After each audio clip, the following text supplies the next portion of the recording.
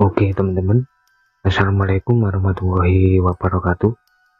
Cerita kali ini datang dari saudara kita Mbak Yuni saat dia melakukan pendakian ke Gunung Sumbing via jalur Butuh atau jalur Butuh Kaliangkrik ya.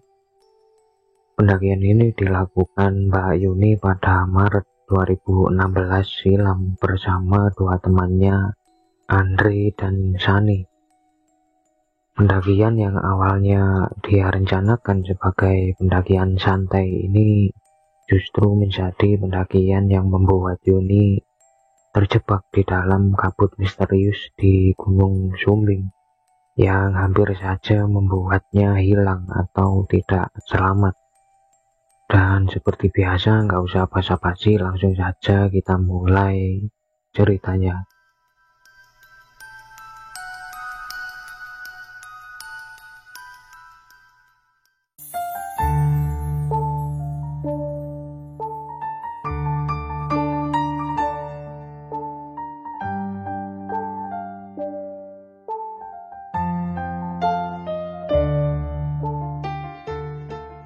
Singkat cerita, Sabtu pagi, Yuni, Andri, dan Sani pun berkumpul dan berangkat menuju ke base camp Butuh, yang kemudian mereka tiba sekitar jam 10 pagi dan merencanakan untuk memulai pendakian sehabis zuhur. Di sini sebenarnya di sepanjang perjalanan menuju base camp, Yuni merasakan firasat yang sangat aneh, seolah-olah ada sesuatu yang melarang Yuni untuk berangkat. Jadi Yuni ini merasa diawasi apa gimana gitu. Kayak sesuatu itu melarang Yuni untuk berangkat, tapi Yuni ini nggak tahu itu apa ya. Sesampainya di base camp, Yuni yang saat itu merasa perbekalannya masih kurang, memutuskan untuk pergi menambah logistik dulu sebentar. Sementara Andri dan Sani menunggu di dekat base camp. Pada saat Yuni belanja secara tidak sengaja, Yuni bertemu dengan penjual bunga di pinggir jalan. Jadi ada penjual bunga gitu di pinggir jalan yang tiba-tiba manggil-manggil Yuni. Yuni pun heran dan menghampiri. Ada apa gitu kok dia dipanggil-panggil. Lalu tanpa alasan yang jelas, penjual ini mengambil bunga dagangannya, beberapa bunga gitu diambil, ditaruh di semacam kantong plastik lalu dikasih ke Yuni. Anehnya penjual ini sambil ngasih bunga itu nyuruh Yuni untuk cepet pulang. Yuni saat itu cuma bisa senyum aja gitu, nggak jawab apa-apa dan mau bayar. Tapi pada saat dia mau bayar, penjual ini tahu-tahu pergi gitu aja, ninggalin dagangannya sama Yuni. Dan sekali lagi dia bilang untuk nyuruh Yuni cepet pulang. Tapi karena Yuni buru-buru, Yuni pun segera melanjutkan belanjanya. Dan saat dia mau kembali ke base camp, Yuni benar-benar kaget karena penjual bunga yang baru saja dia jumpai sudah nggak ada. Bunganya nggak ada, bahkan kayak nggak ada bekas-bekas orang jualan. Yuni pun kembali ke base camp dengan perasaan heran. Dan saat dia baru sampai di sana, Yuni panik karena dia melihat Andri dan Sani sudah jalan duluan, nggak jauh di depannya. Tapi saat Yuni teriak-teriak manggil mereka ini seperti nggak denger dan terus jalan aja. Dengan perasaan kesal, Yuni pun cepet-cepet ngurus si Maxi dan segera menyusul mereka yang terlihat makin jauh. Saat itulah entah kenapa cuaca ini tiba-tiba berubah. Dari yang tadinya cerah, pada saat Yuni baru jalan ini tiba-tiba mulai turun kabut ya. Dan kabutnya ini makin lama makin tebal. Yuni yang melangkah cepat justru malah ketinggalan makin jauh sama Andri dan Sani ini. Singkat cerita, dari base camp menuju ke pos 1, perjalanan Yuni bisa dibilang lancar walau dia jalan dengan kondisi berkabut dan ngerasa jengkel karena udah ditinggal. Tapi sebelum sampai di pos 1, samar-samar Yuni mendengar suara azan asar yang membuat dia heran karena waktu seperti berlalu terlalu cepat. Sesampainya di pos 1, Yuni pun istirahat dan di situ dia merencanakan untuk langsung maraton ke pos 3 kalau memang memungkinkan, karena mereka memang berencana membuka camp di pos 3 ini. Disitulah pada saat istirahat, Yuni tiba-tiba teringat dengan bunga pemberian penjual misterius yang tadi. Yuni kemudian mengambil bungkusan itu yang saat dia buka ternyata hanya berisi semacam abu bekas kayu. Jadi bunganya ini nggak ada, kayak berubah jadi abu gitu. Padahal Yuni melihat dengan jelas kalau penjual tadi ini memasukkan bunga. Gak lama kemudian setelah Yuni membuka bungkusan itu, samar-samar Yuni mendengar orang teriak-teriak manggil-manggil dia. Tapi suara itu datangnya dari dua arah, dari bawah sama dari atas. Yuni sempat bingung harus gimana, tapi akhirnya Yuni memilih lanjut jalan naik karena suara dari atas ini terdengar lebih dekat dan lebih jelas. Dia mikir mungkin itu Andri dan Sani yang lagi nunggu dia. Pada saat itu, makin lama Yuni jalan dia makin ngerasa capek.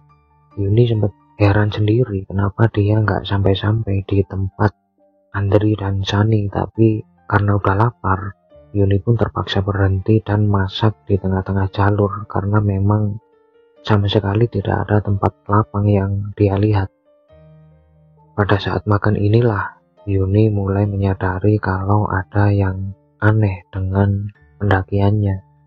Mulai dari penjual bunga yang tiba-tiba hilang, terus bunganya jadi abu, sampai kabut yang sangat pekat turun secara tiba-tiba. Ditambah lagi Yuni sama sekali tidak menjumpai pendaki lain, padahal petugas tadi bilang saat itu pendakian sedang sangat ramai. Dan baru sekitar jam 7 malam Yuni tiba di pos 2. Setibanya di sana Yuni cukup lega karena ada kelompok pendaki lain yang sedang istirahat. Mereka pun ngobrol sebentar dan sekitar setengah 8 malam Yuni melanjutkan pendakiannya lagi karena dia nggak mau kemalaman sampai di pos 3 biar bisa cepet-cepet istirahat sebelum summit atau sebelum melanjutkan lagi gitu. Yuni pun terus berjalan menuju pos 3 melewati tebing dan tepi jurang yang cukup dalam, yang kemudian dia menyeberangi beberapa sungai. Sampai lama-lama Yuni mulai heran karena kayaknya dia ini sudah berkali-kali menyeberangi sungai tapi belum juga sampai di pos 3. Disitulah Yuni secara tiba-tiba melihat sosok mata besar yang melayang-layang dan mengeluarkan suara tertawa serak yang menakutkan yang ada di belakangnya. Spontan Yuni pun teriak dan menutup mukanya, tapi entah kenapa pandangannya ini seperti tembus dan tetap bisa melihat sosok itu yang makin lama makin mendekat ke arahnya. Nggak tahu kenapa Yuni ngerasa kayak gitu saat itu. Yuni pun ketakutan dan langsung lari sekuat tenaga sampai banyak sekali barang-barang Yuni ini yang jatuh berceceran. Entah berapa lama Yuni terus berlari sampai tahu-tahu Yuni sudah berada di pos 3 karena dia melihat ada beberapa tenda yang sedang berdiri. Dia pun lari ke arah tenda itu bermaksud untuk minta bantuan. Tapi begitu Yuni mendekat ke salah satu tenda itu, secara tiba-tiba muncul tangan yang berukuran sangat besar yang kemudian mencekik Yuni dan membawanya masuk ke dalam tenda. Nah, setelah itu Yuni ini sudah nggak inget apa-apa lagi. Sampai Yuni pelan-pelan mulai sadar ketika dia membuka mata, dia seperti ada di semacam altar besar dari batu. Jadi ada kayak lempengan batu yang lebar sekali gitu. Yuni ini ada di atasnya dan dikelilingi oleh banyak sekali sosok-sosok mengerikan yang mengelilingi dia gitu. Bahkan Mbak Yuni ini bilang sosok ini mungkin saja ada ribuan. Pada saat itu badan Yuni ini seketika lemas, seperti nggak kuat lagi buat ngapa-ngapain. Sampai samar-samar Yuni kembali melihat sosok penjual bunga yang kemarin dia temui ada di salah satu sudut. Sosok penjual ini tahu-tahu menghilang dan muncul kembali di dekat Yuni. Lalu entah bagaimana dia seperti memegang Yuni, dan di situ lagi-lagi Yuni seperti nggak sadar karena dia nggak bisa mengingat apa-apa lagi. Yuni kemudian tersadar sudah kembali berada di pos 1, yang saat Yuni sadar di sampingnya sudah ada sosok penjual yang tadi memegang Yuni. Spontan Yuni pun ketakutan, tapi sosok ini berusaha menenangkan Yuni dan bilang dia tidak akan mencelakai Yuni. Singkat cerita, setelah Yuni cukup tenang, Yuni pun memberanikan diri untuk bertanya apa yang sebenarnya dia alami. Sosok penjual ini kemudian bilang kalau memang sejak awal sebenarnya Yuni sudah ditunggu oleh penunggu-penunggu di sini, dan sudah banyak sekali pendaki yang mengalami hal yang sama dengan Yuni, tapi mereka tidak bisa selamat, entah berakhir hilang atau ditemukan sudah tidak bernyawa. Yuni bisa dibilang sangat beruntung masih bisa selamat karena ada sesuatu yang menjaga Yuni, yang kemudian meminta sosok penjual ini untuk mengawasi Yuni dan menyelamatkannya kalau ada apa-apa. Tapi semua penjelasan dari sosok penjual ini sama sekali tidak bisa dimengerti oleh Yuni. Sampai tiba-tiba sosok penjual ini bilang, "Kamu beruntung, kamu masih bisa pulang, karena harusnya kamu sudah menjadi persembahan kami. Ingat, kalau kamu kembali ke sini dan berjumpa dengan kabut itu lagi, segeralah pulang, atau kami akan benar-benar marah." Selesai bilang kayak gitu, sosok penjual ini tiba-tiba lenyap. Yuni yang sudah nggak tahan, akhirnya memutuskan untuk langsung turun walau badannya sudah terasa sakit semua dan gemeteran. Tapi ternyata teror yang dialami Yuni belum berakhir sampai di situ, karena di tengah-tengah perjalanannya turun, Yuni melihat di depannya ada banyak sekali rombongan pendaki.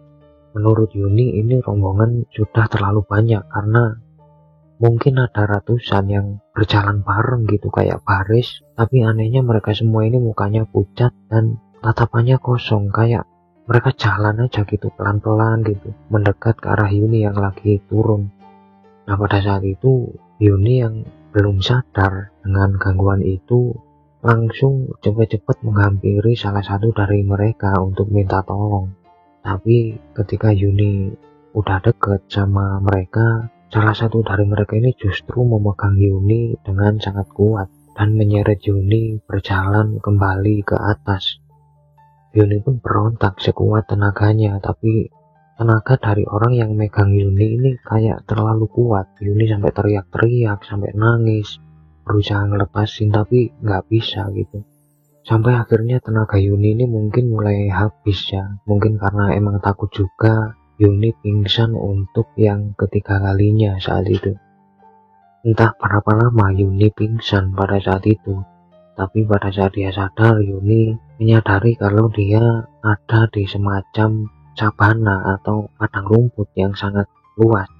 Dan di situ juga Yuni melihat rombongan pendaki yang sangat banyak tadi, yang salah satunya menyeret dia ini seperti berbaris ke arah tengah-tengah dari padang itu, karena memang di tengah-tengah padang itu ada semacam kuali atau kayak mungkin panci zaman dahulu ya, tapi ukurannya ini sangat besar, dan satu persatu pendaki yang berbaris ini masuk ke dalam kuali itu, yang di dalam kuali itu ada semacam air berwarna merah yang kayak masak gitu, jadi kayak air yang lagi masak gitu. Melihat itu tentu Yuni ketakutan, takutnya kalau dia diseret lagi ke kuali itu dan dimasukkan ke situ dalam keadaan hidup-hidup, udah pasti dia nggak akan selamat. Disitulah seperti ada seseorang yang tiba-tiba menepuk pundak Yuni, dan saat Yuni menoleh, ternyata lagi-lagi itu adalah sosok penjual yang ditemui Yuni. Sosok penjual ini akhirnya mengajak Yuni untuk turun ya, dan Yuni turun ini kayak dikawal sama sosok penjual ini gitu. Anehnya, begitu Yuni sampai di base camp, Andri dan Shani datang menyambut Yuni dengan keheranan. karena mereka mengira Yuni masih belanja di bawah. Yuni pun jadi ikut heran mendengar pengakuan Andri dan Shani yang katanya masih menunggu Yuni karena Yuni ini baru saja turun untuk belanja, tapi gak lama Yuni muncul lagi dengan kondisi yang sudah seperti itu. Semoga apa yang dialami sama Mbak Yuni ini bisa menjadi pelajaran untuk kita, terutama bagi para pendaki ya. Kalau memang sudah banyak hal aneh yang terjadi saat kita berangkat, mungkin lebih baik kita urungkan dulu niat kita untuk muncak dan mencari hari lain saja, karena kita masih punya banyak kesempatan gitu, daripada kita harus menghadapi sesuatu yang tidak kita ketahui, apalagi kalau sampai mengancam nyawa kita. Dan sampai detik ini pun Mbak Yuni ini belum bisa paham sebenarnya yang dia lihat itu apa, atau kenapa dia melihat hal seperti itu, dan siapa semua pendaki yang masuk ke kuali itu. Seolah-olah mereka ini kayak dengan ikhlas masuk ke situ, walau sudah pasti mereka tidak akan selamat ya. Terima kasih buat Mbak Yuni atas pengalaman yang dibagikan. Semoga Mbak Yuni selalu sehat dan dilimpahkan rezekinya oleh Tuhan. Sampai ketemu di cerita-cerita selanjutnya. Tetap sehat dan salam Rahayu.